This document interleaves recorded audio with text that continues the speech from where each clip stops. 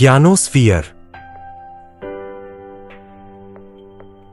Preparation for future.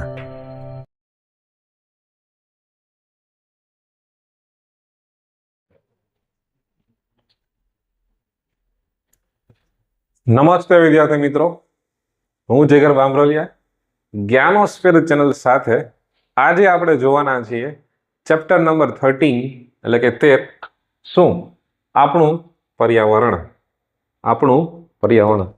શું હકીકતમાં પર્યાવરણ આપણું છે કે આપણે પર્યાવરણના એક ભાગ છીએ? પરી અને આવરણ આવું તમે કદાચ નાના હતા ત્યારે સમજી ગયા હતા. પરીઓનું આવરણ એટલે એવું નહીં. તો ચેપ્ટર નંબર 13 આશા રાખું છું કે બધા વિડીયો એટલે કે ચેપ્ટર નંબર 1 થી લઈને ચેપ્ટર નંબર 12 સુધી તમે જોઈ ચૂક્યા છો. પીવાયક્યુ સિરીઝ ઓલમોસ્ટ હર એક ચેપ્ટર 1 કલાકનું છે. હર એક વિડીયો જે છે 1 કલાકનો છે. હવે એ 1 કલાકની અંદર તમે જોવો કે 2020 થી લઈને 2025 સુધીના દરેક ક્વેશ્ચનનું સોલ્યુશન ડિટેલ એનાલિસિસ સાથે એમાં મૂકેલું હશે. જોઈએ લાસ્ટ ચેપ્ટર. આશા રાખું છું કે એટલો જ ઉત્સાહ હશે જે ચેપ્ટર નંબર 1 માં હતો એટલો જ ઉત્સાહ લાસ્ટ ચેપ્ટરમાં હશે. વધારે સમય નથી બગાડતો, આપણે શરૂઆત કરવા જઈ રહ્યા છીએ. શું છે આપણું પર્યાવરણ, આર એન્વાયરમેન્ટ. પહેલો ક્વેશ્ચન શું છે? વાક્ય પૂર્ણ કરવાનું ક્વેશ્ચન છે. તો ડિસ્પોઝેબલ પ્લાસ્ટિક આપણે અવારનવાર પ્રોગ્રામમાં વાપરતા હોય. સર વાળીએ મસ્ત પ્રોગ્રામ કર્યો હોય, રાઈટ, ખબર જ પડી જાય કે વાસણ ઉટકવા વાળું કોઈ છે નહીં, તો ડિસ્પોઝેબલ પ્લાસ્ટિક નો ઉપયોગ ટાળવો જોઈએ અથવા તો બંધ કરવો જોઈએ. કારણ કે શું માર્ચ 2020માં આ ક્વેશ્ચન પૂછેલો હતો. હવે ડિસ્પોઝેબલ પ્લાસ્ટિકનો ઉપયોગ તમે ક્યાં કરો છો એ મારે નથી કહેવું, એ તમને ખબર જ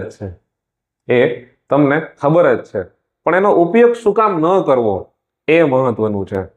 એ ઉપયોગ નથી કરવા એ સ્ટેટમેન્ટ તમારે જે છે એ પૂર્ણ કરવાનું છે. તો કારણ કે એની પાછળનું કારણ શું છે? એ જૈવ અવિઘટનીય છે કે જેનું વિઘટન શક્ય નથી. અવિઘટનીય એટલે કે બાયોલોજીકલ, તમે એને જૈવિક ક્રિયાઓથી વિઘટન કરી શકતા નથી. એટલા માટે તમે કહી શકો છો એ જૈવ અવિઘટનીય છે. એ ડિસ્પોઝેબલ પ્લાસ્ટિક એ જૈવ અવિઘટનીય છે. બરાબર છે, જૈવ અવિઘટનીય.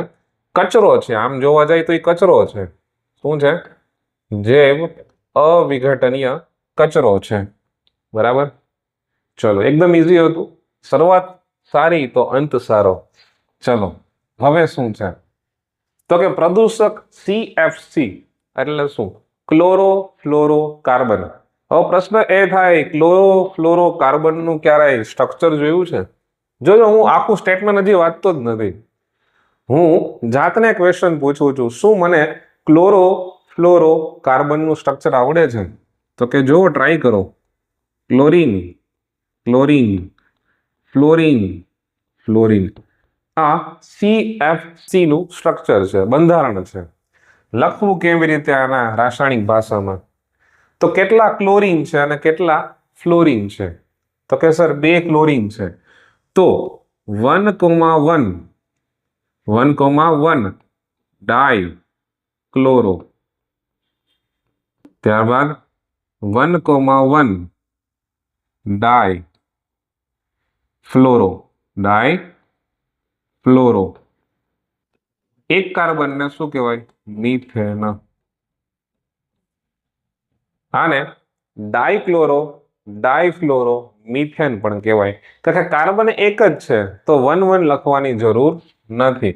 તો સિમ્પલી તમે એવું લખી શકો 1,1 વન ના લખવું હોય તો આમ લખી શકો ડાઈફ્લોરો મિથેન ડાઈફ્લોરો ડાઈનો મતલબ શું થાય બે ક્લોરીન છે બે ફ્લોરિન છે તો આમ કરીને ડાઈફ્લોરો મિથેન કહી શકો આનું નામ સામાન્ય CFC છે હવે આગળ વધો પ્રદૂષક CFC નું ઉત્પાદન 1986 ના સ્તર પર જ સમિતિ રાખવામાં આવે છે શું 1986 ના સ્તર પર જ સમિતિ રાખવામાં આવે છે આ બાબત કયા કાર્યક્રમમાં નક્કી કરવામાં આવી હતી માર્ચ 2023 નો ક્વેશ્ચન છે તો તમારે યાદ રાખવાનું છે 1986 માં સમિતિ બની બરાબર છે તો 1987 માં એક વર્ષ પછી સંયુક્ત રાષ્ટ્ર પર્યાવરણ કાર્યક્રમ એટલે કે યુનાઇટેડ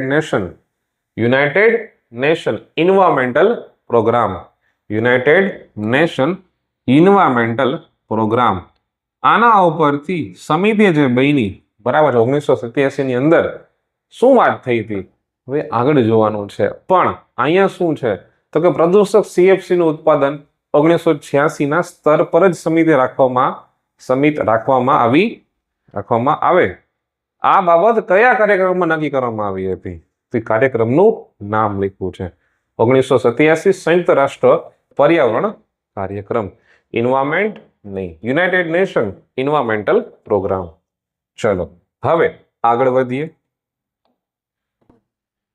જો તમે ટ્રાય કરો કે આમાં શું આન્સર હોઈ શકે છે શું કીધું છે દ્વિતીય પોષક સ્તર અને તૃતીય પોષક સ્તર તો એના માટે તમને એ ખબર હોવી જોઈએ કે સ્તર કયા પોષક સ્તરની વાત કરી છે અહીંયા તમને એટલું બેઝિક ફંડામેન્ટલ તમને આવડવા જોઈએ કે કન્ઝ્યુમર એટલે કે શું ઉદ્ભોક્તા ત્યારબાદ પ્રોડક્ટ એટલે શું ઉત્પાદક કોણ છે અહીંયા તો દરેક વસ્તુની તમને ખ્યાલ હોવી જોઈએ તો જ તમે આ MCQ છે એ સોલ્વ કરી શકો છો મારી આશા એવી છે કે તમે આ MCQ જે છે અહીંયા ઉપભોગીઓ છે પ્રથમ દ્વિતીય તૃતીય એ તમે વિડીયો પોસ્ટ કરીને ટ્રાય કરો કે તમારાથી શું આ ક્વેશ્ચન ન્યુમેરિક જે છે એ થાય છે જોડકા તમારાથી થાય છે કારણ કે તમે વિચાર કરો દ્વિતીય પોષક સ્તર જ્યાંથી આ શરૂઆત થઈ છે ને તો તમને એક ખ્યાલ હશે ફૂડ ચેઇન આહાર શૃંખલા ફૂડ ચેઇન નામ સાંભળ્યું છે જો એ તમને ખ્યાલ હશે ને આ તમને આવડી જશે શું કીધું છે એ તમને ખ્યાલ હશે આ 100% આવડશે રાઈટ ચલો વિડીયો પોસ્ટ કરીને ટ્રાય કરો કે થાય છે કે નથી થતું એકદમ ઈઝી છે વિદ્યાર્થી મિત્રો કેવી રીતે તો કે તમને એ ખ્યાલ છે પોષક સ્તર તમને ખ્યાલ છે કે નથી ખ્યાલ જો પોષક સ્તર ખ્યાલ હશે તો આરામથી તમને આવડી જશે તો પોષક સ્તરમાં સૌથી નીચેની બાજુ શું હતું તો કે ઉત્પાદક ત્યારબાદ પ્રથમ શું ઉપભોગીઓ ઉપભોગી ત્યારબાદ દ્વિતીય ઉપભોગી ત્યારબાદ તૃતીય ઉપભોગી આવી રીતે કંઈક હતું ત્યારબાદ તૃતીય ઉપભોગી આવી રીતે તમને કંઈક જોવા મળતું હતું બરાબર છે તો પ્રથમ ઉપભોગી જે છે એની નીચે શું છે તો કે ઉત્પાદક તો ઉત્પાદક આ મેં શું લખ્યું તો કે સર પોષક સ્તર જે છે ને પોષક સ્તર વિદ્યાર્થી મિત્રો એ પોષક સ્તરના લેવલ છે રાઈટ પોષક સ્તરના અલગ અલગ આયામો આમ કહેવાય ને તો એવું છે તો ઉત્પાદક એ અહીંયા ટેકનિકલી તમે જોવા જાઓ તો સૌથી પહેલો બેઝમેન્ટ કે એટલે કે નીચેનો ભાગ છે પ્રોડ્યુસર બરાબર તો ઉત્પાદક જે છે એ પ્રાથમિક પોષક સ્તર થશે ઉત્પાદક જે છે એ પ્રાથમિક પોષક સ્તર થશે અને પ્રથમ ઉપભોગી જે છે એ દ્વિતીય શું થશે દ્વિતીય પોષક સ્તર થશે શું થશે દ્વિતીય પોષક સ્તર થશે. તો અહીંથી એમસીક્યુ તમે ટીક મારી શકો છો, હા કે ના? તો કે દ્વિતીય પોષક સ્તર શું છે? દ્વિતીય પોષક સ્તર, દ્વિતીય પોષક સ્તર એટલે કે આ દ્વિતીય, આ પોષક સ્તર બીજું પોષક સ્તર, એમાં શું છે? તો કે પ્રાથમિક ઉપભોગી છે, બરાબર. અને તૃતીય પોષક સ્તર, તૃતીય પોષક સ્તર એટલે કે દ્વિતીય ઉપભોગી થશે, દ્વિતીય ઉપભોગી હશે, બરાબર છે. એકદમ ઈઝી છે. ચલો હવે આપણે આગળ જઈએ છીએ. ઓકે, ચલો શું છે? જે સજીવો પોતાનો ખોરાક જાતે બનાવે, જાતે ખોરાક બનાવે છે, કેવો? માર્ચ 2025 નો એમસીક્યુ જોડકા જોડો છે. પોતાનો ખોરાક જાતે બનાવે છે. તો પોતાનો ખોરાક જો જાતે બનાવતું હોય તો એને ઉત્પાદક કહેવાય. જાતે બનાવે છે, I am the person who is making my food own, તો એ જાતે ઉત્પાદક બનાવે છે. અને બીજું શું છે? જે સજીવો વનસ્પતિનો ખોરાક તરીકે ઉપયોગ કરે છે, વનસ્પતિને જ ખોરાક તરીકે ઉપયોગ કરે છે, એટલે કે આપણે તૃણાહારી, બરાબર છે. આપણે એટલે તૃણાહારી, રાઈટ. ચલો હવે આપણે આગળ વધીએ છીએ. બહુ મસ્ત ક્વેશ્ચન આપેલો છે વિદ્યાર્થી મિત્રો, બહુ મસ્ત ક્વેશ્ચન આપેલો છે. તમે કચરાના નિકાલની સમસ્યાની ઓછી કરવામાં શું યોગદાન આપી શકો છો? કોઈ પણ બે પદ્ધતિઓના નામ આપો. શું આપ્યું છે? કોઈ પણ બે પદ્ધતિઓના નામ આપવાના કીધા છે. કચરાના નિકાલની સમસ્યાને ઓછી કરવામાં શું યોગદાન આપી શકો છો? વિડીયો પોસ્ટ કરીને ટ્રાય કરો, વિડીયો પોસ્ટ કરીને ટ્રાય કરો. શું તમારાથી આ બને છે? શું તમારાથી ક્વેશ્ચન બની જાય છે, લખાઈ જાય છે? Try it, at least try it. ચલો થયું કે નહીં? ના થયું તો જોઈ લો, કાંઈ વાંધો નહીં. તમે કચરાના નિકાલની સમસ્યાને ઓછી કરવા શું યોગદાન આપી શકો છો? કોઈ પણ બે પદ્ધતિઓના નામ આપવાના છે. વિભાગ 2, બરાબર છે. 2 માર્કનો ક્વેશ્ચન પૂછેલો છે અને 2 માર્કનો ક્વેશ્ચન છે એ 2020, 24 અને 25 આમ 3 વર્ષમાં પૂછેલો છે. કેટલી વખત? 2020, 24 અને 25 આમ કરીને 3 વખત ક્વેશ્ચન પૂછેલો છે. તો કે કચરાના નિકાલની સમસ્યાને ઓછી કરવા તમે શું કરી શકો? તો કે ભાઈ એક કરીને જે જૈવ વિઘટનીય છે અને જૈવ અવિઘટનીય છે. શું કીધું છે? જૈવ વિઘટનીય અને જૈવ અવિઘટનીય છે. એને શું કરવાનું છે? અલગ કરવાનું. એને શું કરવું? અલગ કરવું. તો જેનું વિઘટન થાય, જેનું વિઘટન નથી થતું, એ બંનેને અલગ કરી દો, રાઈટ.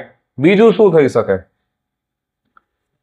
બીજું તો કે તમે ખાતર બનાવી શકો છો. શું બનાવી શકો છો? ખાતર. હવે ખાતર બનાવીને વાપરવું ક્યાં? તો કે કિચનમાં તમે કિચન ગાર્ડનમાં વાપરી શકો છો, બરાબર છે. એટલે નકામા કચરાઓને જે છે એ તમે ખાતર બનાવી લ્યો. થઈ ગયું રેડી? તો શું નકામા કચરાનું ખાતર બનાવો. અને એનો ઉપયોગ ક્યાં કરવો? તો કે ઘરમાં છોડ રોપતી વખતે છોડની વૃદ્ધિ માટે. છોડની વૃદ્ધિ માટે. થઈ ગયું? છોડની વૃદ્ધિ માટે, બરાબર છે. હવે પૂછ્યું શું છે એના સિવાય? બીજું એ પૂછ્યું છે કે કોઈ પણ બે પદ્ધતિઓના નામ આપો. તમારે શું આપવાનું છે? બે પદ્ધતિના નામ જે છે એ આપવાના છે. કેટલી? 2. તો આપણે 2 લખવી. ચલો પદ્ધતિઓ, આમ કરીને તમે લખવાનું થાય પદ્ધતિઓ. તો સૌથી પહેલા તમે શું કરશો? તો કે રિસાયકલિંગ પ્રોસેસ. શું કરશો? પુનઃ ચક્રીયકરણ. કચરાનું પુનઃ ચક્રીયકરણ એટલે કે રિસાયકલિંગ પ્રોસેસ. એના સિવાય સુએજ ટ્રીટમેન્ટ પ્લાન્ટ એટલે કે STP, sewage treatment plant. Sewage sewage plant તમે નાખી શકો છો, જેથી કરીને કચરાનો તમે યોગ્ય નિકાલ કરી શકો. એ સુએજ પ્લાન્ટ પછી તમે શું કરી શકો? તો દરેક સિટીની આજુબાજુ તમે જોશો એ ઘન કચરો છે એ એકઠો થાય, એનું ફિલ્ટરેશન થાય.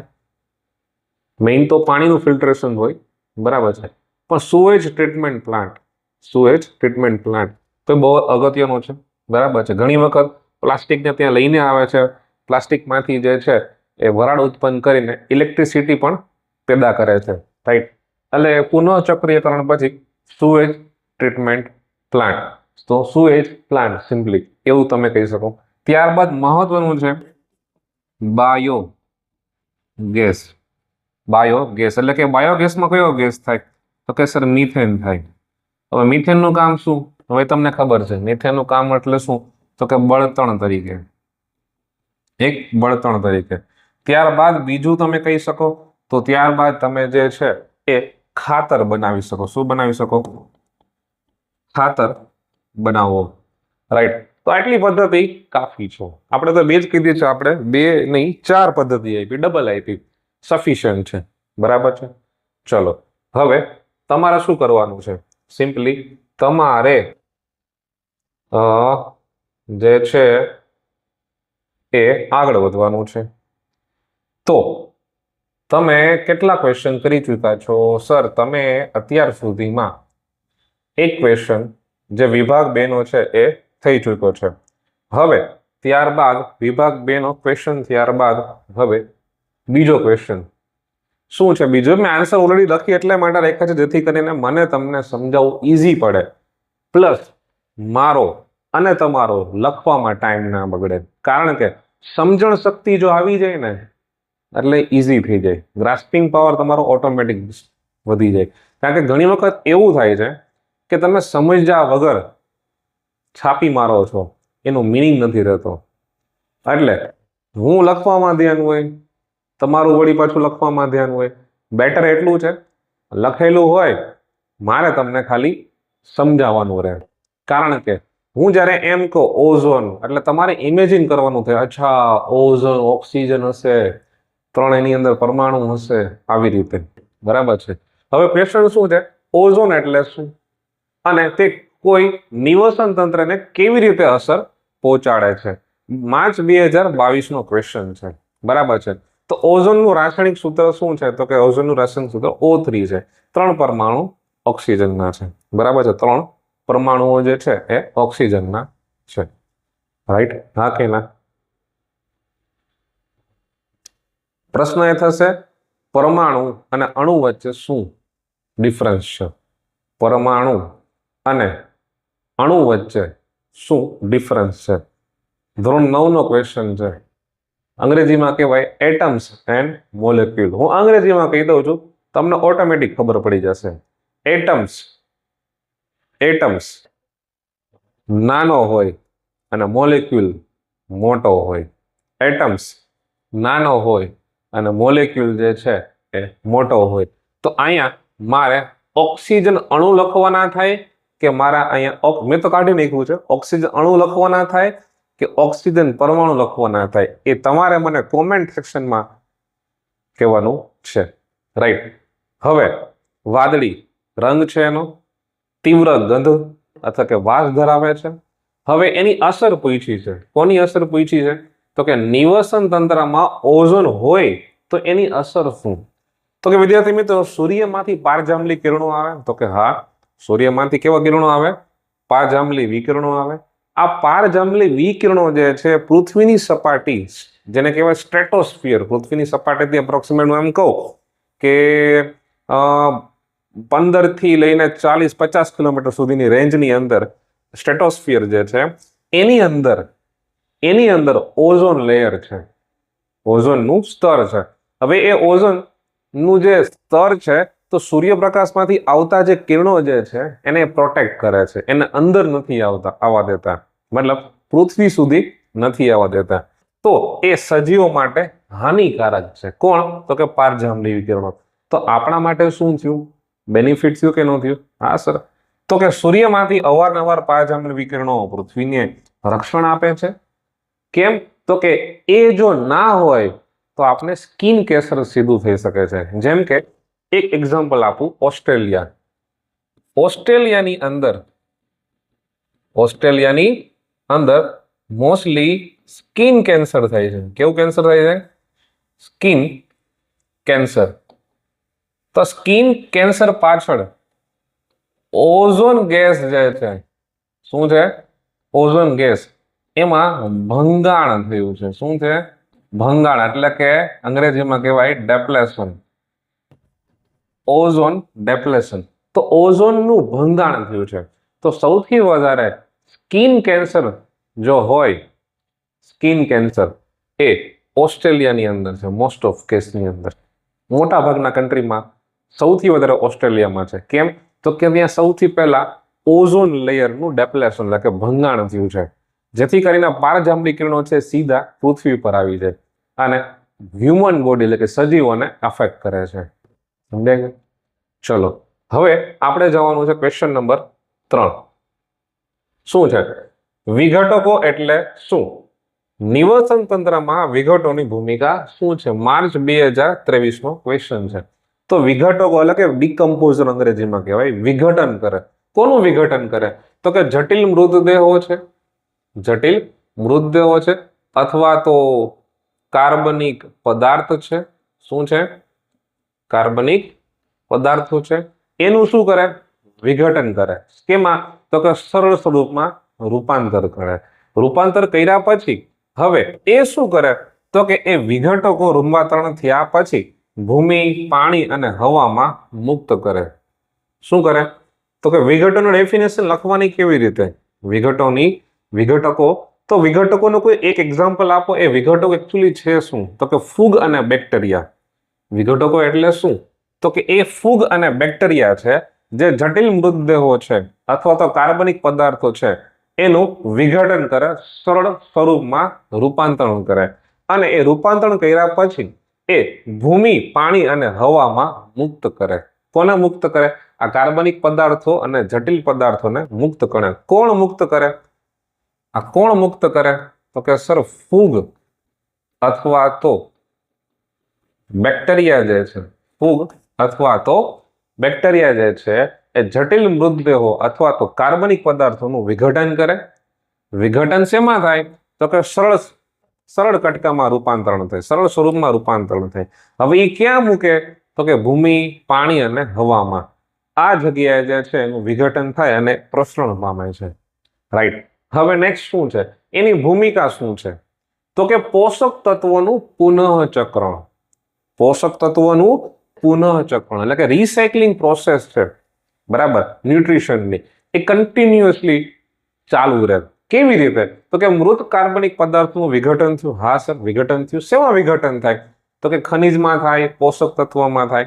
તો ખનિજ કયા કયા? નાઇટ્રોજનમાં થઈ શકે, ફોસ્ફરસમાં થઈ શકે, કાર્બનની અંદર થઈ શકે. બરાબર, કોની અંદર? કાર્બનની અંદર થઈ શકે.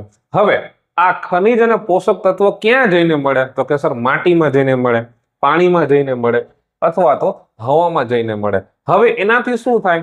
તો કે વનસ્પતિ દ્વારા શોષણ થાય. હવે જેવું વનસ્પતિ દ્વારા શોષણ થાય એટલે શું થાય?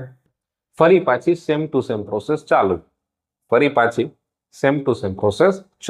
એટલે પહેલો પોઈન્ટ આપણે શું લખ્યું છે? તો કે પોષક તત્વોનું પુનઃચક્રણ. ત્યારબાદ પર્યાવરણની સફાઈ. તો કે પર્યાવરણની સફાઈ કેવી રીતે સર? તો કે આ મૃત કાર્બનિક પદાર્થનું વિઘટન કરવા વાળા તો જોશે ને. તો એ આપણા માટે શું થયું? તો કે પર્યાવરણની સફાઈ. અને છેલ્લે શું છે?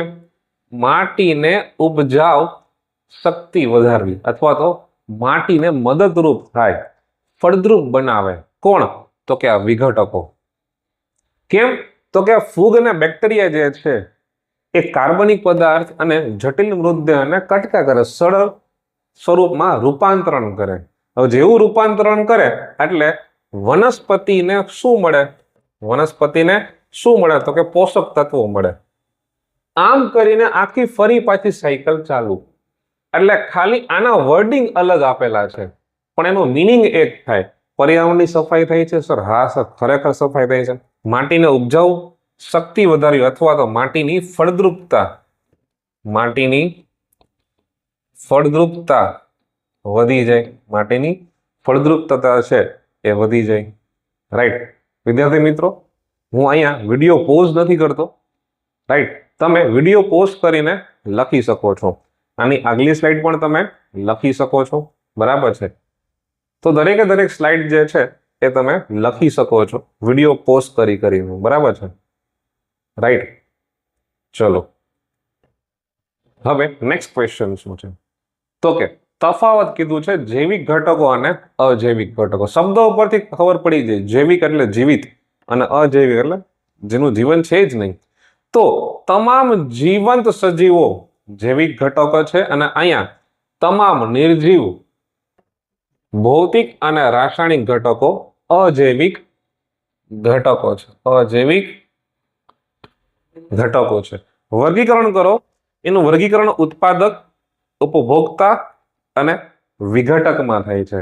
અને આનું કાર્બનિક, અકાર્બનિક અને આબોહવાકીય પરિબળોમાં એનું જે છે વર્ગીકરણ થાય છે. કાર્બનિક, અકાર્બનિકમાં હું જો મારે કેવું હોય તો હું એમ કહી શકું ભૌતિક અને રાસાયણિક લેવલે, ભૌતિક અને રાસાયણિક લેવલે જૈવિક અને અજૈવિકોનું કાઉન્ટિંગ થશે. હવે બીજું શું કીધું છે? જૈવિક ઘટકોની અંદર તેઓ અજૈવિક ઘટકો પર નિર્ભર રહે છે. કોણ? જૈવિક ઘટકો જે છે એ અજૈવિક ઘટકો પર નિર્ભર રહે છે. એક એક્ઝામ્પલ લ્યો. શું?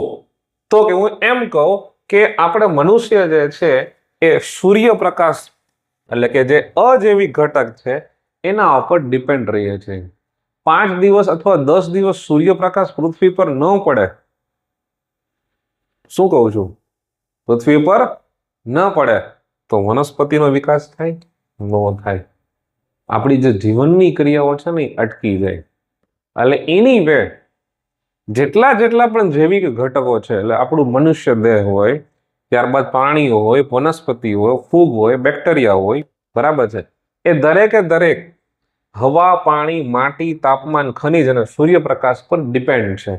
એટલા માટે જૈવિક ઘટકના ઉદાહરણ અને અજૈવિક ઘટકના ઉદાહરણ તો એમ કહી શકાય તેઓ અજૈવિક ઘટકો પર નિર્ભર રહે છે અને અજૈવિક ઘટકોમાં તેઓ જૈવિક ઘટકોને અસર કરે છે. જૈવિક ઘટકોને અસર તો કે ક્યાં પ્રાણી કે વનસ્પતિ જીવિત રહેશે? ક્યાં? તો સૂર્યપ્રકાશ વધી ગયો, ગરમી વધી ગઈ, માણસનું મૃતદેહ થઈ ગયું, ઠંડી વધી ગઈ, મૃતદેહ થયો. તો જૈવિક ઘટકો નહીં પણ તેઓ જૈવિક ઘટકોને અસર કરે છે. એટલે કે અજૈવિક ઘટકો છે એની અસર જૈવિક ઘટકો ઉપર આવે. તો આ એના એક્ઝામ્પલ છે.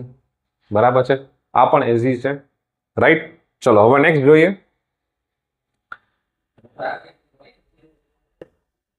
ચલો જૈવિક વિશાલન વિશે ટૂંકમાં સમજો. માર્ચ 2024 નો ક્વેશ્ચન છે. જો પોષક સ્તરના સજીવોમાં ધીમે ધીમે પોષક સ્તર, આ એક પોષક સ્તર સમજી લો. નીચે શું છે તો કે ઉત્પાદક છે, પછી પ્રાથમિક, દ્વિતીયક, તૃતીયક, એમ કરીને પોષણ સ્તર છે. પ્રાથમિક પોષણ સ્તર, દ્વિતીય, તૃતીય, ચતુર્થ, એસે એવી રીતે પોષક સ્તર છે. હવે આ પોષક સ્તરના સજીવોમાં ધીમે ધીમે રસાયણ માફક એટલે કે જૈવિક અવિઘટનીય રસાયણો છે જેનું વિઘટન શક્ય જ નથી, એ રસાયણોનું સંચય થાય છે. કોનું? સર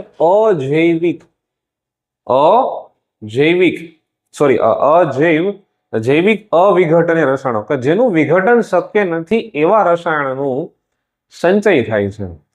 કેમાં? તો કે મનુષ્યની અંદર. કોની અંદર? મનુષ્યની અંદર. જેને તમે કહેશો જૈવિક વિશાલન. શું ખાલી મનુષ્યમાં જ થાય? ના ભાઈ, પ્રાણીઓમાં પણ થાય. સર એ એક્ઝામ્પલ આપો તો. હું એમ કહું તમારું ખુદનું ખેતર છે અને તમે દવાનો છંટકાવ કરો છો. શું કરો છો? દવાનો છંટકાવ. ઈયળ મારવા, જીવડાઓ મારવા, પાકની વૃદ્ધિ કરવા માટે. તો જૈવિક નહીં, જૈવ અવિઘટનીય કે જેની અંદર કાર્બન છે. મોટા ભાગે કાર્બનિક પદાર્થોનું વિઘટન સરળતાથી થતું નથી. તો એમ કહું પેસ્ટિસાઇડ જંતુનાશક દવાઓ જે છે એ જંતુનાશક દવાઓ નું વિઘટન શક્ય નથી, એટલે જૈવ અવિઘટનીય રસાયણો કહેવાય. તો આ જંતુનાશક દવા જે છે એને તમે પાણી મારફતે અથવા તો હવા મારફતે જમીનમાં નાખો છો. જમીનમાં તો નાખી દીધી, ત્યારબાદ વનસ્પતિ જે છે એનું શોષણ કરે છે. એ વનસ્પતિ જ્યારે શોષણ કરે તો હું આમ કહું થેપલા બનાવવા છે તો મેથીની જરૂર પડશે. હવે એ મેથી રસાયણ વાળી છે, કેવી પેસ્ટિસાઇડ વાળી છે, તો તમે વનસ્પતિ લઈ મેથીનું તમે થેપલા સ્વરૂપે સંચય કર્યો તમારા બોડીની અંદર, અને તમારા બોડીના કોઈ એક પાર્ટ ઉપર કેન્સર થયું અથવા તો કિડની સ્ટોન થયો, તો આનો મતલબ શું થયો? આ જૈવિક વિશાલન થયા. જૈવિક વિશાલન થયા. તો તમે જુઓ પોષક સ્તરના સજીવોમાં ધીમે ધીમે ઝેરી જૈવ અવિઘટનીય રસાયણોનું સંચય થાય છે, જેને જૈવિક વિશાલન કહે છે. એક ડેમો આપ્યો છે. રસાયણો જે છે કેવા, તો કે ખાતરો છે, પેસ્ટિસાઇડ છે, જંતુનાશક દવાઓ, એ જમીન મારફતે વનસ્પતિ દ્વારા શોષણ થાય છે, અને વનસ્પતિ દ્વારા શોષણ થાય તો એ માનવના શરીરમાં જાય છે. એવી જ રીતે એ જ રસાયણો જો જળાશયમાં મિક્સ થાય છે તો જલીય પ્રાણીઓને અસર કરે છે, જલીય પ્રાણીઓને અસર કરે છે. આમ કરીને જૈવિક વિશાલનની જે કહેવાય ને અસર નિવસન તંત્રમાં શું થાય એ આપણે જોયું. તો તમારે એક એની ડેફિનેશન લખવાની થાય. બીજો મહત્વનો પોઈન્ટ છે, સૌથી વધારે શીર્ષ પોષક સ્તર ઉપર જે હશે ને, શીર્ષ પોષક સ્તરની ઉપર જે હશે ને એની ઉપર જૈવિક વિશાલનની અસર થશે. બરાબર છે? ચલો હવે આગળ વધીએ આપણે.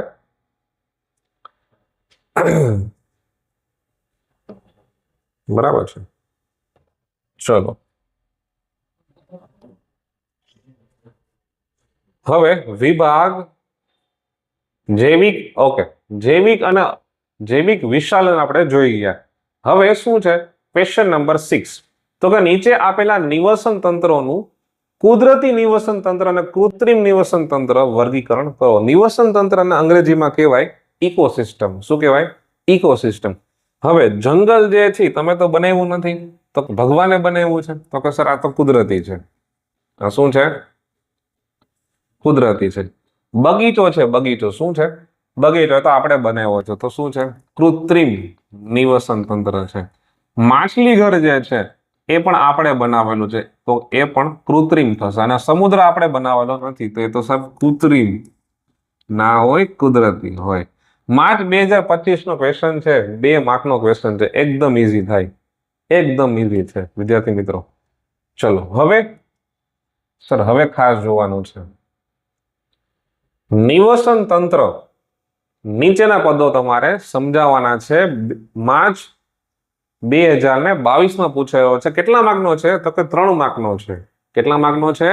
3 માર્કનો છે. વિદ્યાર્થી મિત્રો જૈવિક વિશાલન તો આપણે હમણાં જ કરી ગયા. જૈવિક વિશાલન જે છે એ તો આપણે હમણાં જ કરી ગયા. એનો મતલબ શું?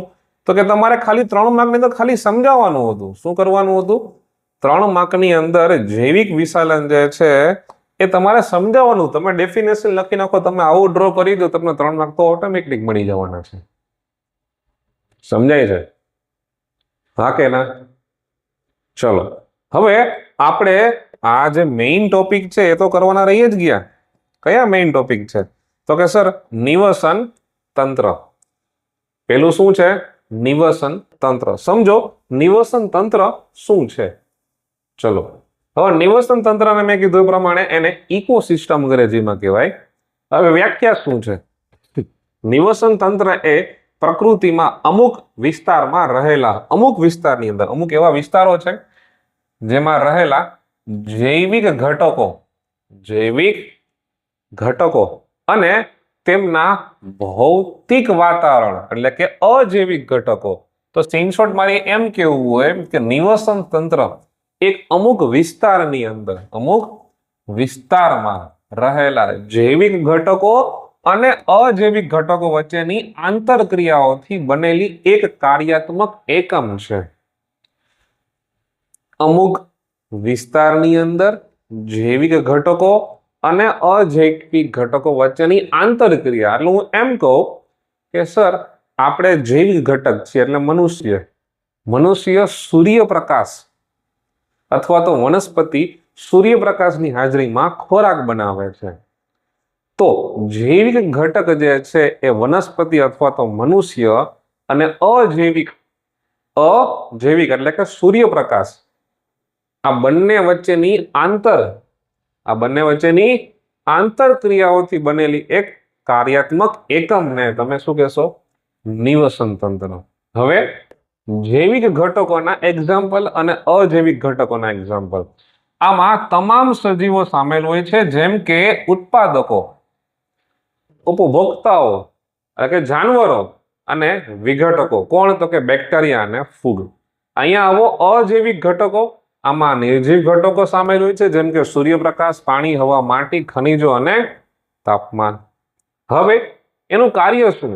નિવસન તંત્રમાં ઉર્જાનો પ્રવાહ અને પોષક તત્વોનું ચક્રણ એટલે કે રિસાયકલિંગ થાય, જે જીવનને ટકાવી રાખે છે. તો નિવસન તંત્રમાં ઉર્જાનો પ્રવાહ અને પોષક તત્વોનું એટલે કે ન્યુટ્રિશન સાયકલ, એટલે ફોસ્ફરસ સાયકલ, કાર્બન સાયકલ, આવું તમે ઓક્સિજન સાયકલ બધું કંઈક ને કંઈક સાંભળ્યું હશે, બરાબર? Sulphur cycle, right?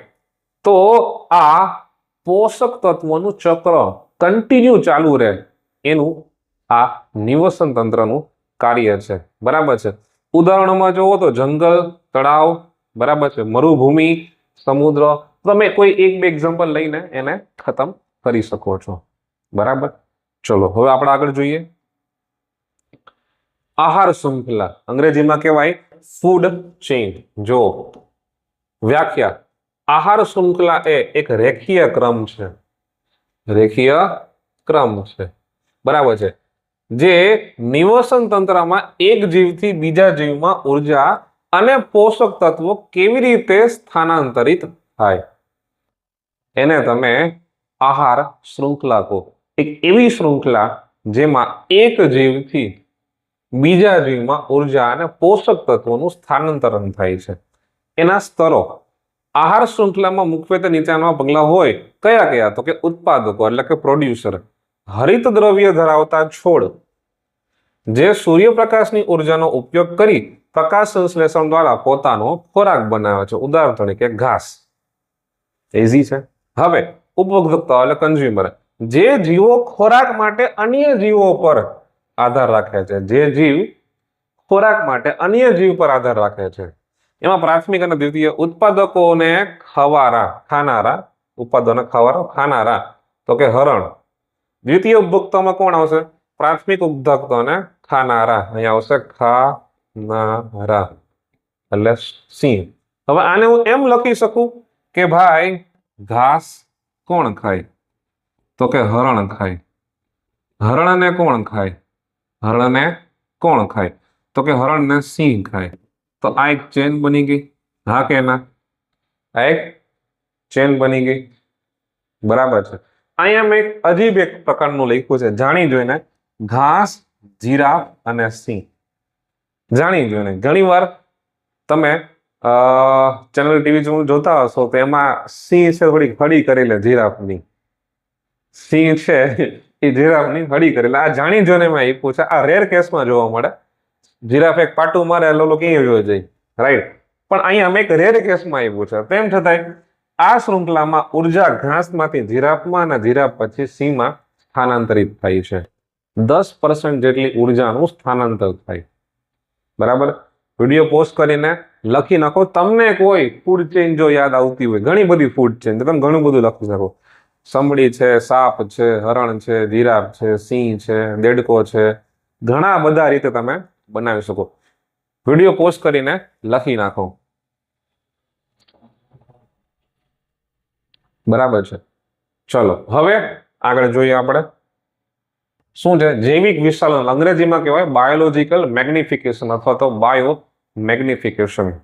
તો આ આપણે ઓલરેડી જોઈ ગયા છીએ, પણ અહીંયા મેં થોડુંક ડિટેલમાં આપ્યું છે.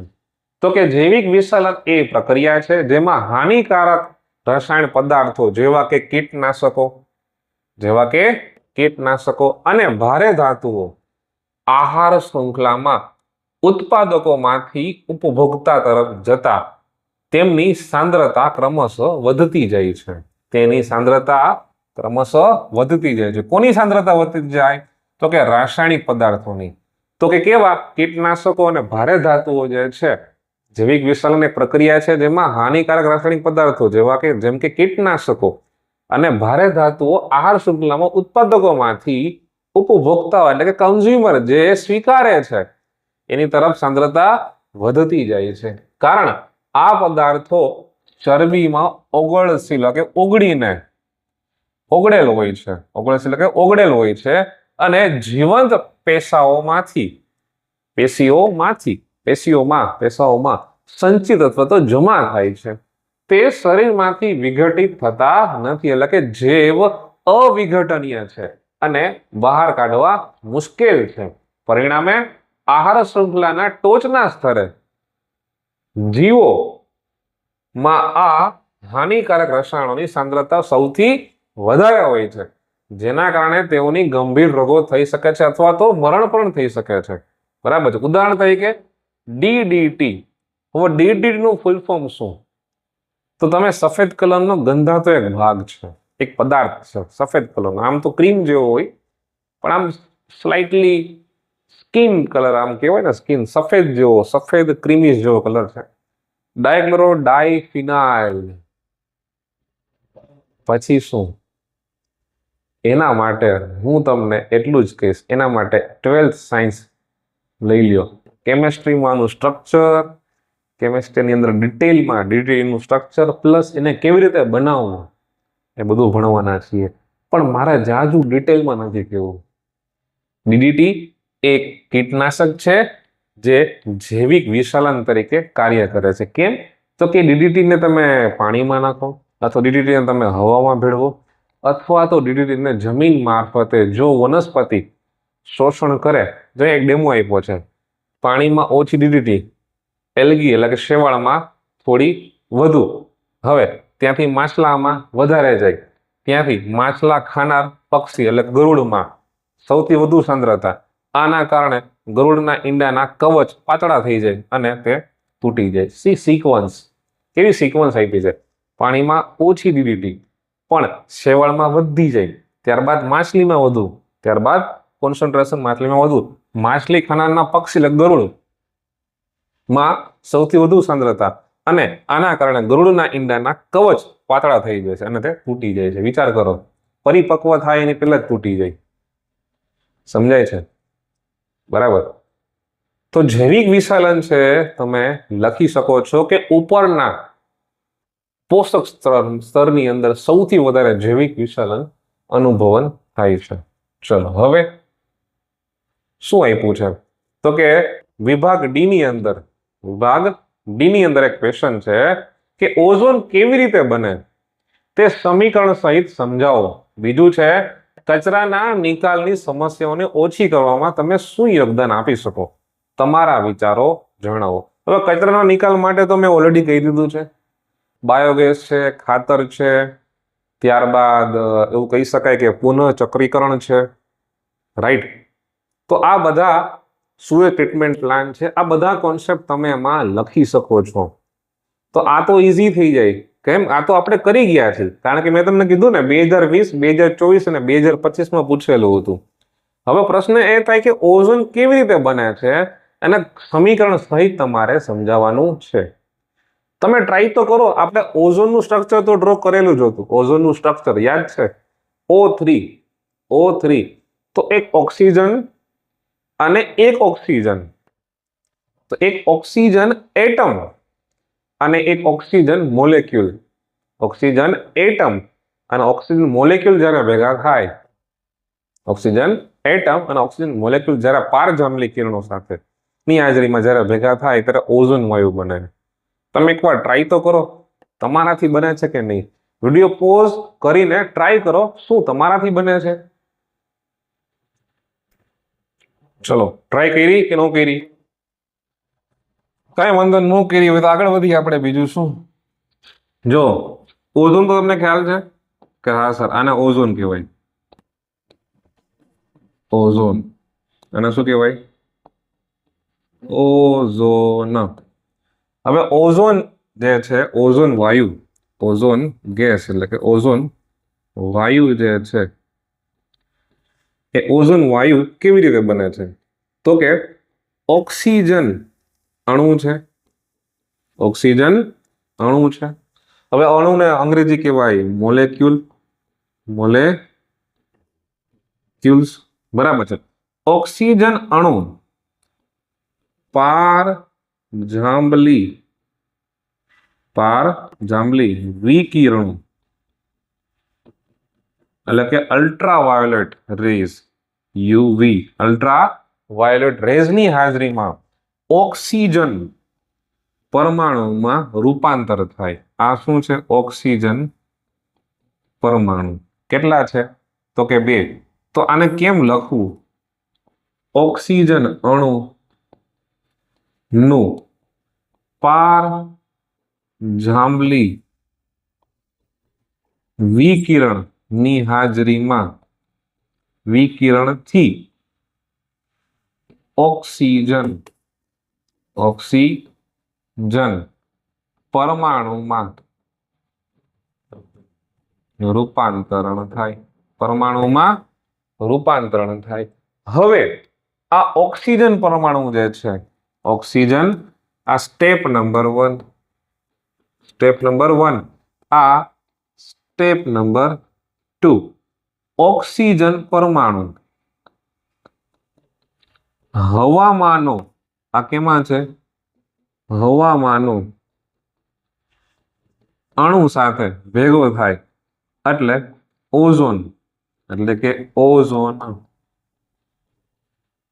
વાયુનું નિર્માણ થાય, જેનો કલર છે વાદળી અને તીવ્ર વાસ દર્શાવે, તીવ્ર વાસ દર્શાવે. બરાબર છે. આમ કરીને ઓક્સિજન પરમાણુ, ઓઝોન, ઓક્સિજન પરમાણુ ઓક્સિજન અણુ સાથે ભેગો મળીને ઓઝોન વાયુ બનાવે છે. બરાબર છે. હવે કચરાના નિકાલ માટે તમે ઓલરેડી જોઈ ગયા છો. કચરાનો નિકાલ કરવો હોય તો તમે ઓલરેડી એનો કોન્સેપ્ટ જોઈ ચૂક્યા છો, કચરાના નિકાલ કરવા માટે. બરાબર છે. તો આવી રહ્યું, ચલો, કચરાના નિકાલ કરવા માટે તમે ઓલરેડી જોઈ ગયા છો. બરાબર છે. પુનઃચક્રીયકરણ, સુએજ ટ્રીટમેન્ટ પ્લાન્ટ, બાયોગેસ, જે બાયોગેસમાંથી શું થાય? મિથેન ઉત્પન્ન થાય. મિથેન ઉત્પન્ન થયા પછી બળતણ તરીકે ખાતર બનાવી શકો છો. ત્યારબાદ તમે કચરાને દાટી શકો છો, કચરાને દાટી એટલે ઢાંકી શકો છો, અથવા તો કચરાને સળા, એ લખવાની જરૂર નથી, વાંધો નહીં, કચરાને તમે ઢાંકી શકો છો. રાઈટ. તમે 4 થી 5 પોઈન્ટ લખો એટલે સામે વાળો ફિદા થઈ જાય. મસ્ત મસ્ત મેઇન પોઈન્ટ છે. તમારા ટેક્સ્ટબુકમાં ઘણા હશે, પણ આ મેઇન 4 પોઈન્ટ છે. બરાબર છે.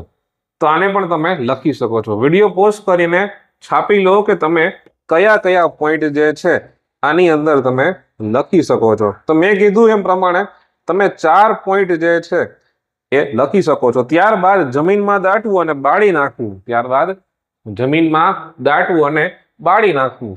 શું છે? બાળી નાખવું. અને ABCDEF જમીનમાં દાટી દેવું, જમીનમાં દાટવું. આ પણ તમે લખી શકો છો. રાઈટ. કાફી છે આટલા. ચલો, હવે તો કે હવે શું છે? સૌથી છેલ્લો ક્વેશ્ચન. તો સૌથી છેલ્લો ક્વેશ્ચન શું છે? આ તો થઈ ગયું. હવે પૂરા નામ લખો. તો કે ક્લોરોફ્લોરોકાર્બન અને United Nation Environmental Programme. Chlorofluorocarbon, United Nation Environmental Programme અને નિવસન તંત્રમાં વિઘટકોની ભૂમિકા દર્શાવો. તો વિદ્યાર્થી મિત્રો, આ પણ ક્વેશ્ચન તમે કરી ચૂક્યા છો. આ પણ ક્વેશ્ચન વિઘટકોની જે છે એ પણ ક્વેશ્ચન તમે કરી ચૂક્યા છો. મેં કીધું હતું, ક્યારે કીધું હતું? વિઘટકોની જ્યારે આપણે વાત કરી ત્યારે આવી ગયું. ચલો જો થઈ ગયું છે. તો કે પોષક તત્વોનું પુનઃચક્રીકરણ પર્યાવરણની સફાઈ કરે છે, માટીની ઉપજાઉ શક્તિ વધારવી, ફળદ્રુપતા વધારવી, વિઘટોનું નિવસન તંત્રમાં શું ભૂમિકા છે એ થઈ ગયું. ડેફિનેશન લખી નાખી, ડીકમ્પોઝર. બરાબર છે. ચલો, આશા રાખું છું કે આ ચેપ્ટરની અંદર તમે જોશો 2024 અને 25 ની અંદર 2024 નો ક્વેશ્ચન છે. આ તમે જોશો, આ માર્ચ 2024 નો ક્વેશ્ચન છે અને આના પછીનો ક્વેશ્ચન જે છે માર્ચ 2025 નો ક્વેશ્ચન છે. અને તમે એમ વિચારો કે 4 માર્કનો જે ક્વેશ્ચન છે વિભાગ ડી 2024 અને 25, તો એનો મતલબ સૌથી ઈઝીમાં ઈઝી ચેપ્ટર જો હોય તો એક આ છે 13મું, અને સૌથી ઈઝી હોય તો ચેપ્ટર નંબર 1.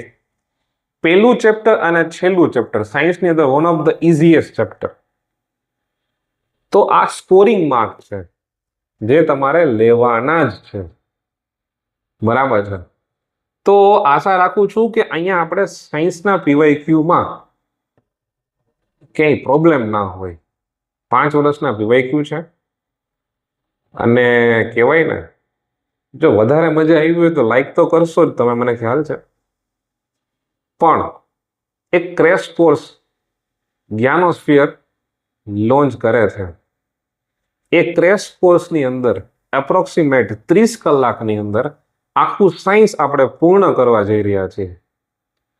એ ક્રેશ કોર્સ જે છે એ અવશ્ય પરચેસ કરો. પબ્લિસિટી તો ઠીક છે, પણ તમે જે સ્કૂલમાંથી ભણ્યા છો ને એ સ્કૂલ કરતાં પણ વધારે એક્સપેરિમેન્ટલ સાથે ઓનલાઈન તમે ભણશો તો કાંઈક વસ્તુ એ ક્રેશ કોર્સમાં છે, એની ડિટેલ્સ તમને મળી જશે યુટ્યુબ મારફતે.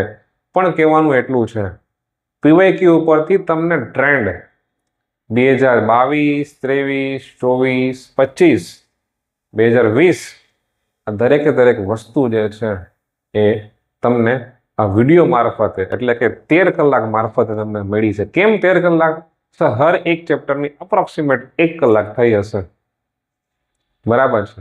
આશા રાખું છું કે તમે મેક્સિમમ હાર્ડવર્ક કરીને તમારા પેરેન્ટ્સનું નામ રોશન કરો અને તમારું નામ રોશન કરો. જય હિન્દ, જય ભારત.